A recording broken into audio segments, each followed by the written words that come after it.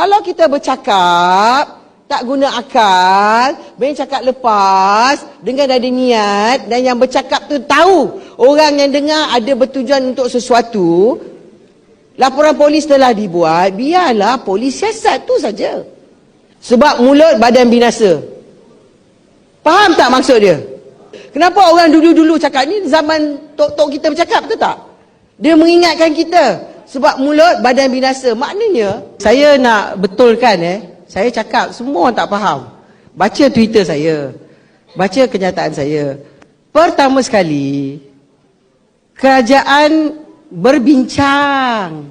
Mana boleh kerajaan luluskan undang-undang, sebab nak lulus undang-undang, kena tunggu Parlimen bersidang. Parlimen bersidang bulan 10. Bulan 9 untuk RMK 12. Pertama sekali memang tak ada undang-undang. Belum ada lagi. Masih bab bincang.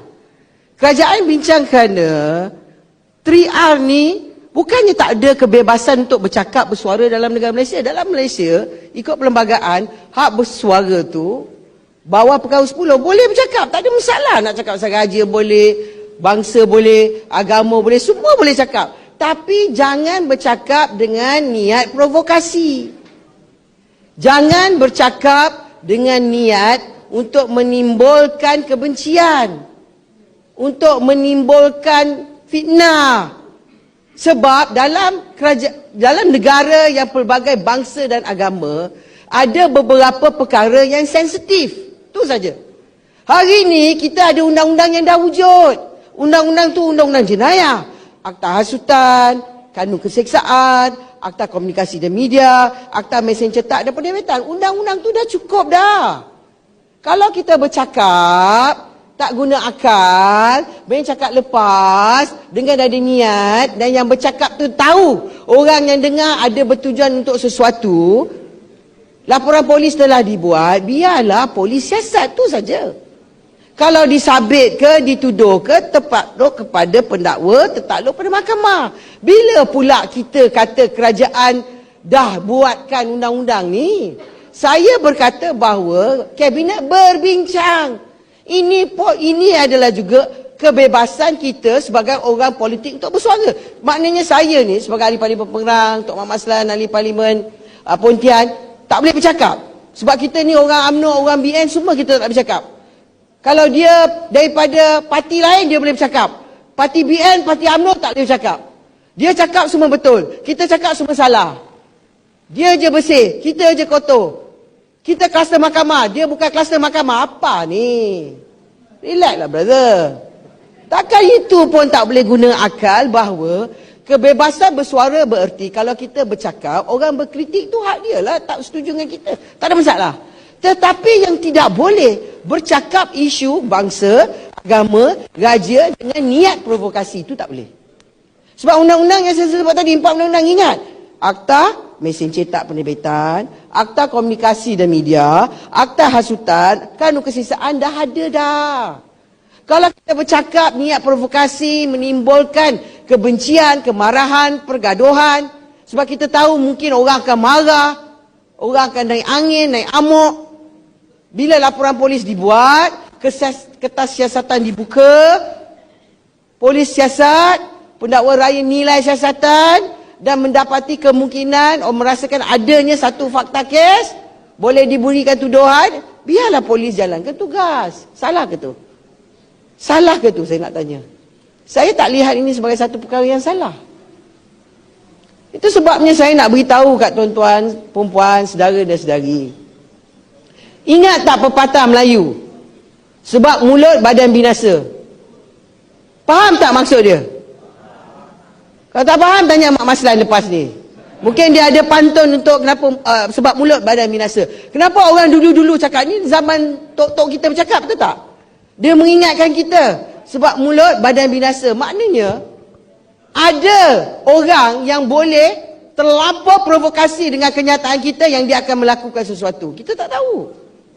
Dan kalau negara tu negara majmuk, berbeza agama dan bangsa, isu agama dan isu bangsa sesuatu yang sensitif, betul tak? Sebab sebuah negara yang mengamal demokrasi, dia tak boleh buat undang-undang ikut suka mak bapak dia. Dia kena buat undang-undang ikut prosedur dalam parlimen. Kita bincang dulu.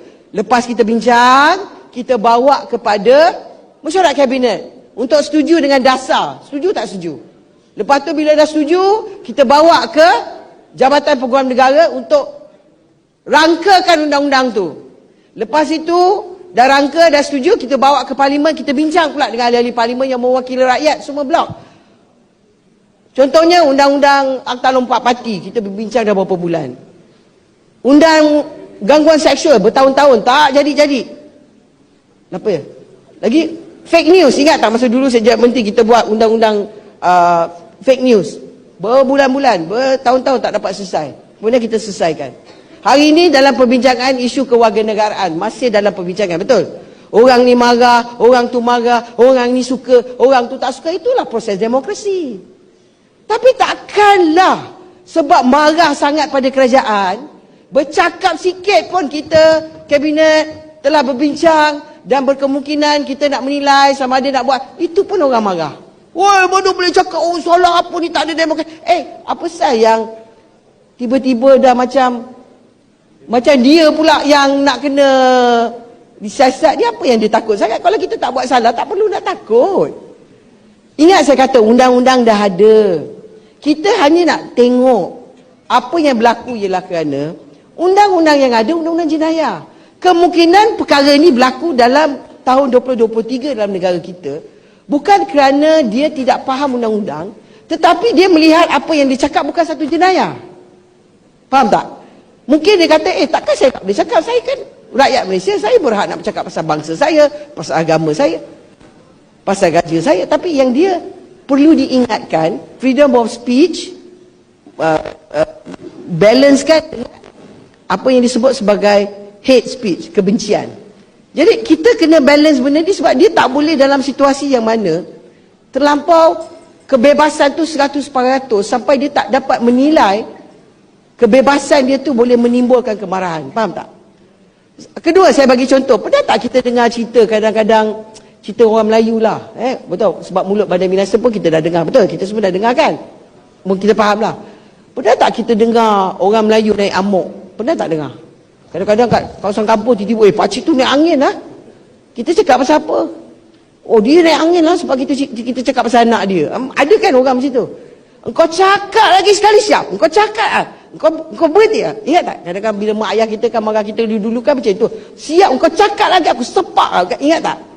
Sebab ada benda yang orang cakap, orang tak suka. Betul? Jadi apa yang kita nak buat sebenarnya ialah kita masih berbincang. Yang mana hari Jumaat ni saya akan bertemu dengan semua NGO, Majlis Peguam, Jabatan Peguam Negara pun. Kita nak bincang. Masa depan Malaysia negara majmuk 10, 20, 30 tahun akan datang. Apa jenis dialog yang kita nak wujudkan sebagai satu negara bangsa, itu saja. Hari ni Alhamdulillah Tuanku Sultan Selangor dah titah. Dia dah sebut. Lepas itu kalau kita tengok slide ni, di mana Perdana Menteri dah bagi amaran. Kemudian Bar Council juga kata kita tak boleh adakan kebencian-kebencian yang sedang berlaku. Jadi isu menyatakan kerajaan ni zalim, drakonian, nak tahan orang bercakap tu, mana boleh kita buat undang-undang untuk menahan orang bercakap tentang agama, bangsa dan negara? Mana boleh? Bangsa Malaysia, bangsa Melayu ditulis di bawah perkara 153, betul? Agama Islam dalam perlembagaan, bangsa Melayu dalam perlembagaan, gaji-gaji dalam perlembagaan. Mana boleh kita menahan orang daripada bercakap? Tetapi kalau dia bercakap dengan niat provokasi, niat kebencian, dah ada undang-undang yang kata tak boleh. Itu saja. Jadi akta ni kalau kita pun nak wujudkan ialah mewujudkan keharmonian, mewujudkan penghormatan antara bangsa dan agama.